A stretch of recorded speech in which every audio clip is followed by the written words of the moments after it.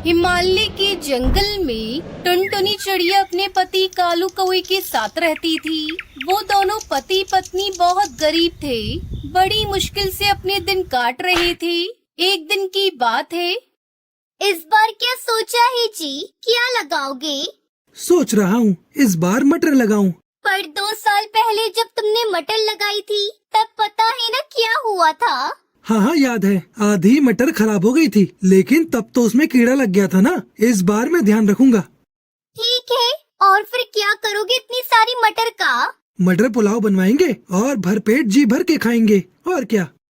कालू कौवे की बात सुनकर उसकी पत्नी टुनटुनी चिड़िया भी हंस पड़ी। बारिश का मौसम आने वाला था, तो इस बार कालू ने तय किया कि वो अपने खेतों में मटर लगाएगा। उसने बड़ी मेहनत से खेत को तैयार किया और मटर के बीज भी बो दिए। कुछ दिनों बाद पहले पौधे आए और फिर उन पर हरी हरी मटर लगनी भी शुरू हो गई। टुनटुनी, ओ टुनटुनी, चलो जरा तुम्हें कुछ दिखाना है।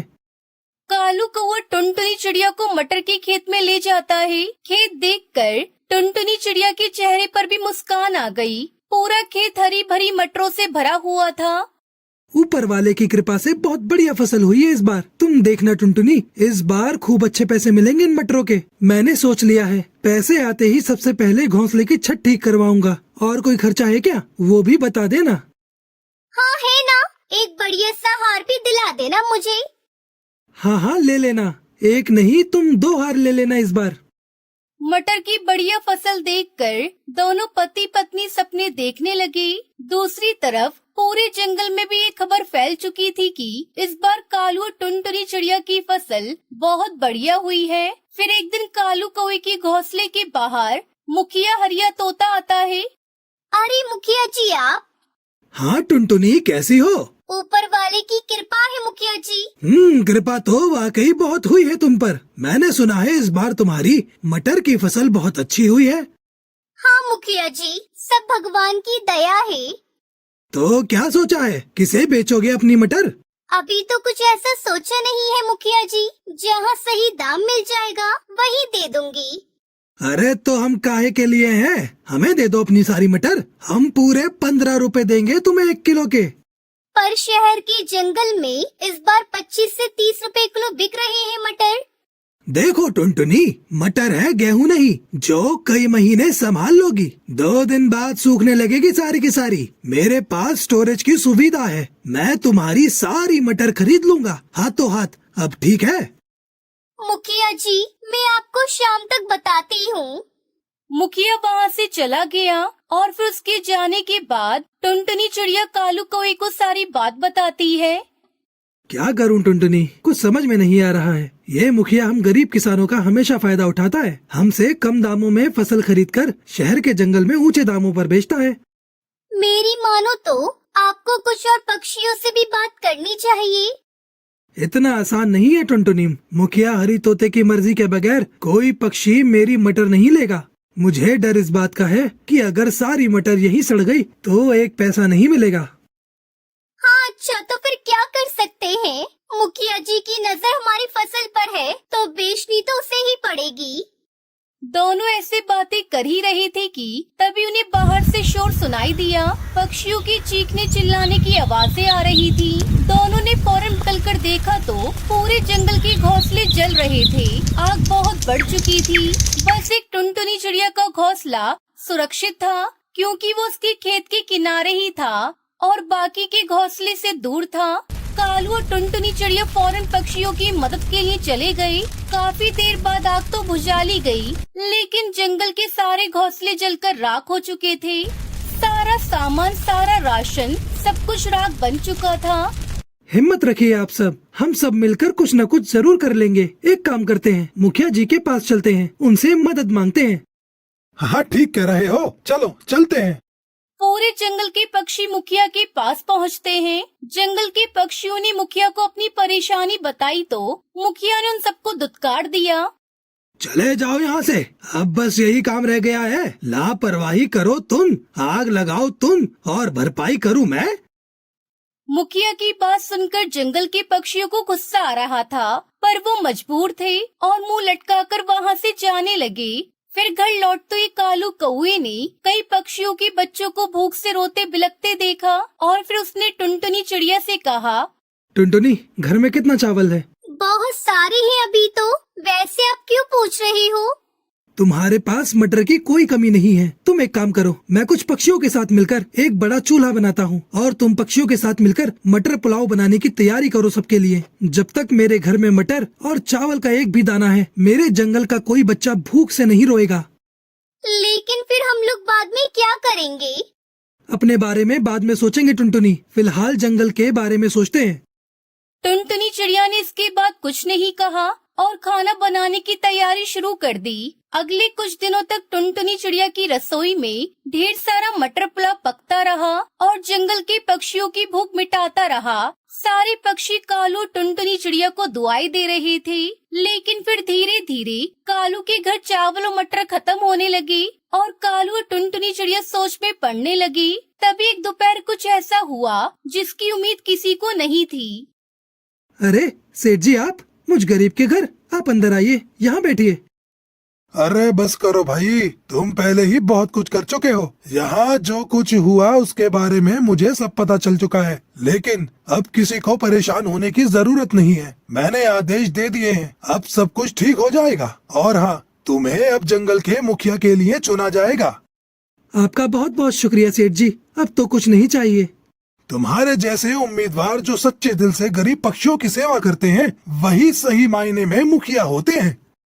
अब कालू कौए को मुखिया बनने से कोई नहीं रोक सकता था, क्योंकि सारे जंगल के पक्षी कालू और टुनटुनी चिड़िया के साथ होते हैं। कालू कौआ जंगल के पक्षियों का मुखिया बन जाता है और फिर उसकी सारी मुसीबत दूर हो जाती है। साथ ही जंगल के पक्षी खुशी खुशी रहने लगते हैं। आइसक्रीम ले लो, आइसक्रीम, ठंडी ठंडी रंग बिरंगी आइसक्रीम, पेप्सी, कॉर्न, चोकोबार, ऐसे सभी प्रकार के आइसक्रीम मिलेंगी। तो जल्दी जल्दी आओ और आइसक्रीम खाओ। आइसक्रीम बेचने वाले की आवाज सुनकर टुनटुनी के 7 बच्चों में से सबसे छोटी बेटी सुनहरी अपने पापा से कहती है, पापा, मुझे आइसक्रीम खानी है। अरे ना, वो आइसक्रीम अच्छी नहीं होती बेटा। अजी, मुझे भी आइसक्रीम खानी है। इतने दिन हो गए हमने आइसक्रीम नहीं खाई। चलिए ना, चलते हैं। अच्छा ठीक है, चलो। ए आइसक्रीम वाले, रुको, कौन सी आइसक्रीम है तेरे पास? मेरे पास सभी प्रकार की आइसक्रीम है साहब, आप बोलो आपको कौन सी चाहिए। अच्छा 3 चोकोबार दे। ये लो। वाह पापा, आइसक्रीम तो बड़ी ही अच्छी है। बड़े दिनों बाद इतना अच्छा आइसक्रीम खाया है। अजी, ये मेरी आंखों के सामने अंधेरा क्यों छा रहा है? ओए उल्लू, ये कैसी आइसक्रीम खिलाई है तूने? ये कहकर बंटी कबूतर उल्लू की गाल पे एक तमाचा मार देता है। कुछ देर बाद उल्लू का दोस्त चील आइसक्रीम बेचता हुआ वहाँ आता है। आइसक्रीम ले लो, आइसक्रीम, जो एक बार खाएगा वो कभी नहीं खा पाएगा। अरे भाई सुनो, यहाँ पर एक मुन्ना नाम का उल्लू आइसक्रीम बेचा करता था। अरे भाई, मैं ही मुन्ना हूँ। मुन्ना, ये तुझे क्या हुआ? कहीं तू फिर से किसी से मार खाकर तो नहीं आया? क्या बताऊं भाई। फिर उल्लू चील को अपने साथ हुई घटना के बारे में बताता है। अरे उल्लू, तू तो सच में उल्लू ही निकला। हाँ भाई, तुम भी हंस लो मुझ पे। अरे नहीं भाई, तू तो मेरा भाई है। बता, वो चिड़िया कहाँ रहती है? तुम्हारा बदला मैं लूंगा। क्या सच में भाई? क्या तुम उस चिड़िया से बदला लोगे? और नहीं तो क्या, उसकी हिम्मत कैसे हुई मेरे भाई को मारने की? अब तो उसके बच्चे में खाकर ही रहूंगा। चल बता मुझे, वो चिड़िया कहाँ रहती है? बच्चों, खेलना बंद करो और मेरी बात सुनो। देखो, मैं कुछ काम से तुम्हारी मौसी के घर जा रही हूँ। मासी के घर मुझे भी आना है माँ। नहीं बेटा, बाहर बहुत धूप है, इसलिए मेरे साथ कोई नहीं आएगा और मैं भी अपना काम जल्दी खत्म करके आ जाऊंगी। तब तक तुम सब घर में ही रहना, कहीं बाहर मत जाना और बाहर से भी किसी को अंदर मत आने देना, समझे? सुनहरी, अपने भाइयों का ख्याल रखना। हाँ माँ, ठीक है। टुनटुनी बच्चों को समझाकर बाहर चली जाती है। ये सब चील पेड़ के पीछे छुपकर देख रहा था। अच्छा, तो यहाँ पर रहती है वो चिड़िया। अब देख मैं क्या करता हूँ। बच्चे घर में खेल रहे थे, तभी उन्हें किसी की आवाज सुनाई देती है। खिलौने ले लो, खिलौने। ओए छोटे छोटे बच्चों के लिए प्यारे प्यारे खिलौने, जल्दी जल्दी आओ और खिलौने ले जाओ। भैया, बाहर कोई खिलौने वाला आया है, चलो चलो जल्दी से खिलौने लेकर आते हैं। तुझे याद है ना, माँ ने क्या कहा था कि कोई घर से बाहर नहीं जाएगा। हाँ भैया, सही कह रहे हैं, हमें बाहर नहीं जाना चाहिए। लेकिन चील भी कहाँ हार मानने वाला था। चील कहता है, अरे ये बच्चे तो बाहर ही नहीं आ रहे। मुन्ना ने सही कहा था, बच्चे बड़े ही चालाक हैं। अब तो मेरे पास बस एक ही उपाय है। सुनो गोलू, माँ के आने तक कोई भी घर से बाहर नहीं जाएगा। चलो अब हम सब छुपा छुपी खेलते हैं। आइसक्रीम ले लो, आइसक्रीम, ठंडी ठंडी आइसक्रीम। फ्री में आइसक्रीम खाओ। आओ बच्चों आओ, और जल्दी जल्दी आइसक्रीम खाओ। अरे वाह वाह, फ्री में आइसक्रीम, मेरे तो मुंह में पानी आ गया। हाँ मेरे भी। चलो चलो आइसक्रीम खाने चलते हैं, वरना वो आइसक्रीम वाला दूर निकल जाएगा। अंकल अंकल, हमें एक एक आइसक्रीम दीजिए। क्या ये आइसक्रीम फ्री में है? अरे हाँ बच्चों, तुम सही जगह आए हो। रुको, मैं अभी तुम्हें आइसक्रीम देता हूँ। चील ने सारे बच्चों को आइसक्रीम दे दी। बच्चे बड़े ही चाव से आइसक्रीम खाने लगे। आइसक्रीम खाते ही एक एक कर सभी बच्चे बेहोश होने लगते हैं। ओए, आखिर ये बच्चे मेरे चुंगल में आ ही गए। चलो, अब किसी के आने से पहले मुझे यहाँ से निकलना होगा। ऐसा कहकर चील सारे बच्चों को एक बोरी में भर लेता है और वहाँ से चला जाता है। ओए ओए, आज तो मेरी दावत है। अरे मुझे आने में देरी हो गई, बच्चे मेरी राह देख रहे होंगे। अरे ये आइसक्रीम का ठेला यहाँ कहाँ से आया? पहले तो ये यहाँ कभी नहीं आया। टुनटुनी चिड़िया अपने घर में चली जाती है। बच्चों देखो, मैं आ गई। चिंटू, गोलू, सुनहरी, कहाँ छुपे हो सब? टुनटुनी पूरे घर में बच्चों को ढूंढती है, लेकिन उसे कहीं पर भी कोई बच्चा दिखाई नहीं देता। यहाँ पर तो कोई नहीं है। हे ऊपर वाले, ये क्या हो गया? कहीं फिर से किसी ने मेरे बच्चों को तो नहीं उठाया? मुझे जल्दी से उन्हें ढूंढना होगा। तभी वहाँ पर कालू कौआ आ जाता है। कालू भैया, आपने मेरे बच्चों को कहीं देखा? नहीं टुनटुनी, मैंने तो तुम्हारे बच्चों को नहीं देखा। क्या हुआ, कहाँ गए बच्चे? पता नहीं कालू भैया, मैं कुछ काम से बाहर गई थी। जब मैं वापस आई तो मैंने देखा कि घर में एक भी बच्चा नहीं है।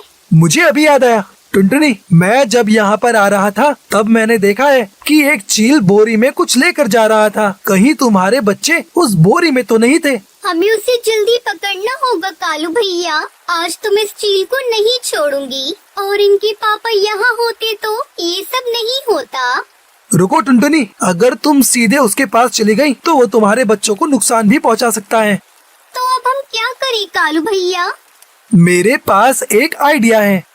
इधर चील बच्चे पकाने की तैयारी कर रहा था। अरे वाह, इन नरम नरम बच्चों को गरम गरम खाने में बड़ा मजा आएगा। पहले पानी उबालना है, फिर सब्जियां डालनी है, फिर घी, फिर ये मजा ही आ जाएगा। तभी वहाँ पर कालू कौआ एक मुर्गी का भेष बनाकर आता है। ओए, इतना बड़ा मुर्गा दिखने में तो बड़ा ही तरोताजा लग रहा है, और स्वादिष्ट तो होगा ही। मैं बावर्ची जो अच्छा हूँ, इसे अभी पकड़ता हूँ। कालू चील को देखते ही भागने लगता है और चील भी उसके पीछे पीछे भागने लगता है। ओए ओए, रुक, अरे रुक, अरे कहाँ भागा जा रहा है, रुक। इधर टुनटुनी चिड़िया ने अपने सारे बच्चों को बोरी से बाहर निकाल लिया। मेरे बच्चों, तुम ठीक तो हो ना? हाँ माँ, हम सब ठीक हैं। माँ, हमें माफ कर दीजिए, हमने आपकी बात नहीं मानी और उस बुरे चील अंकल के झांसे में आ गए। कोई बात नहीं मेरे बच्चों, तुम सब ठीक हो, यही मेरे लिए बहुत है। लेकिन आगे से ऐसी गलती मत करना। हाँ माँ, चलो अब हम सब अपने घर चलते हैं। इस तरह टुनटुनी अपने सातों बच्चों को सुरक्षित घर ले जाती है। दूसरी तरफ कालू चील को उल्लू बनाकर वहाँ से 9 2 11 हो जाता है।